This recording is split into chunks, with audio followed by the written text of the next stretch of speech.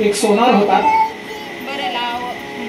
शेवटची घटका जवळ आली त्याची, घुरघुर घुरघुर इथं कंठ घुरघुरायला लागला, तापही आला होता, 4 मुलं बाजूला उभी आहेत, ताप आला म्हणून एका मुलानं डॉक्टरांना बोलवलं.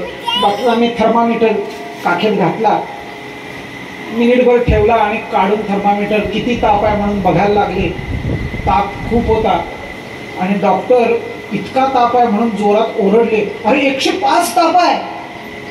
म्हातारं त्याही परिस्थितीत उठलं आणि म्हणालं, विकून टाक.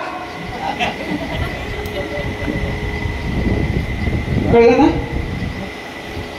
आयुष्यभर जो धंदा त्यानं केला, सोनं 80 न घ्यायचं, 105 झालं की 105 संख्या राहिली डोक्यात आयुष्यभरातली.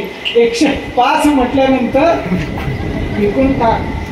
मला सांगा, आयुष्यभर जर त्या ध्यासामध्ये जर गेलाय तर मग आयुष्यभर ज्याचा ध्यास घेतला तेच शेवटच्या क्षणी येणार आहे. म्हणून आयुष्यभर ध्यास नामाचा घ्या, शेवटी काय येईल. यासाठी व्यवहार टाकायचा नाही बरं का.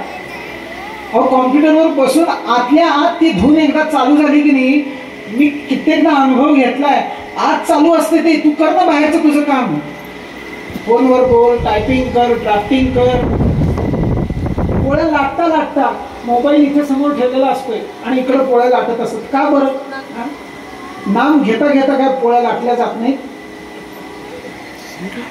हातानं काम, मुखानं नाम, श्रीराम जयराम जय जय राम अशी सवय जर लावून घेतली तर शेवटच्या श्वासाला भगवत नाम येणार. जातं कुठं? आम्हाला सोडून जाणार आहे कुठं? या देहाला जर सवय लागली असेल, या वाचेला सवय लागली असेल तर राम राम म्हणतच जाणार. सगळ्या संतांनी प्रार्थना केली भगवंताजवळ, शेवटचा श्वास भगवंता तुझ्या नामामध्ये जावा. रामकृष्ण म्हणता जावो.